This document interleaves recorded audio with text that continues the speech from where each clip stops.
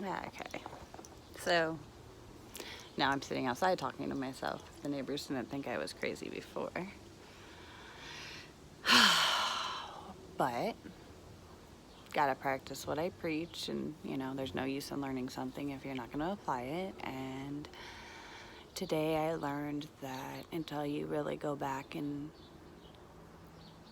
stop avoiding a traumatic experience, you can't really address the PTSD, because the core center of PTSD is your new tendency to avoid things that remind you of that trauma. So that, can create passive aggressive behaviors. It can, make you be more reclusive. It can make it, it can mean a lot of things. So I knowingly will admit that I had probably a breakdown after Trey was hurt. It was December 15th, 2017. 3 days before his 18th. 3 days before the 18th, before his birthday.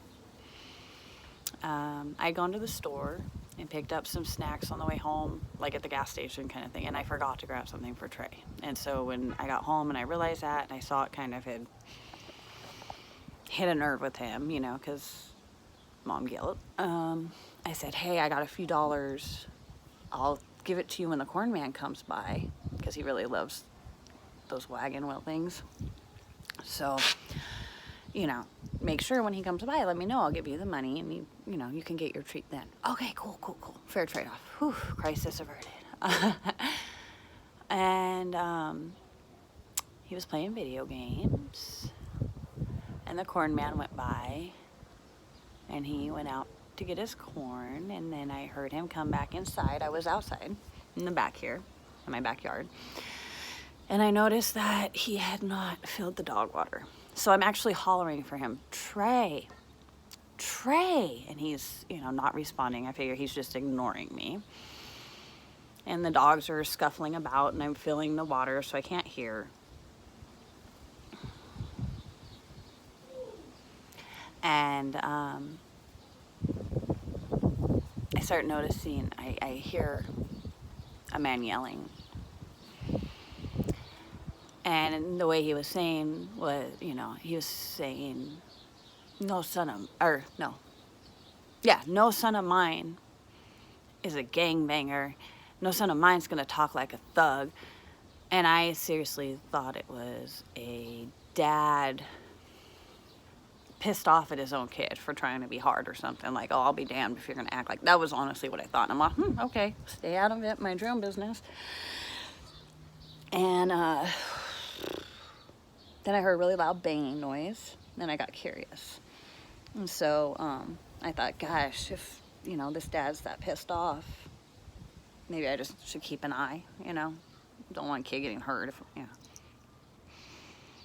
And I walked back through my house, and because I couldn't see from where we're at, you can't really see the street, just for perspective. Actually, I can turn this way. This is my backyard. There's a street, and if you see that street sign right there, that's where he hit him.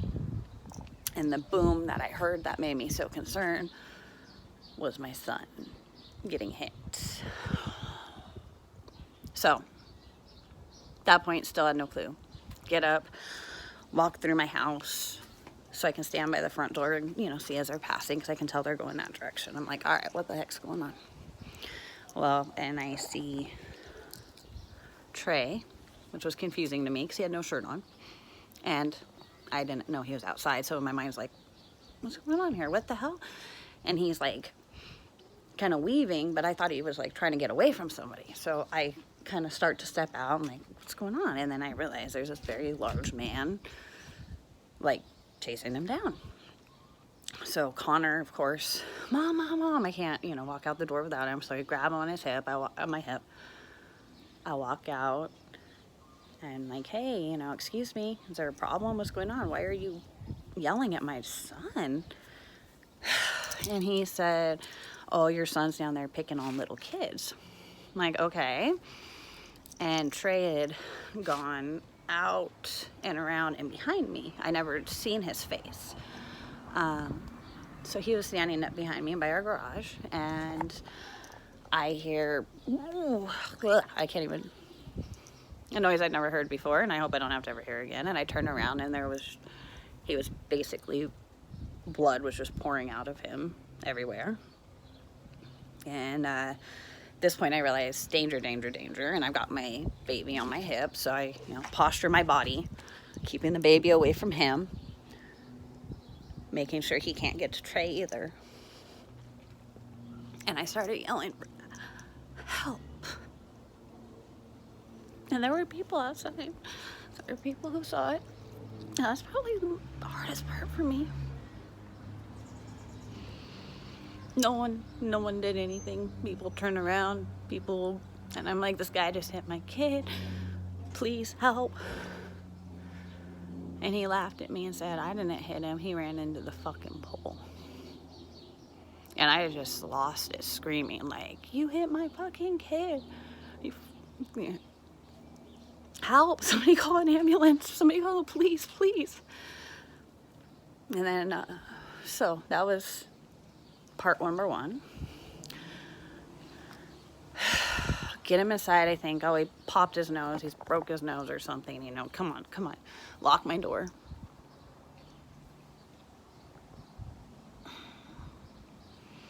I'm looking for my phone, because when it all started, I was actually rinsing off chicken to make dinner. And then the dogs were freaking out, so I went out to water, realized I needed water. So I set my phone down out, on some, like upside down coffee mug that was drying, so it wouldn't get wet from, anyway, doesn't matter. So I couldn't find my phone. Running around. Can't find my phone. I just want to call 911. I just need help. Can't find my phone. Don't know what to do. And every time I looked at his face, I noticed something else was broken. He was so scared. And he ran in the kitchen and he grabbed a knife. And he wanted to go and stab him. And I literally kneed him in the balls and knocked him to the ground to get the knife away from him.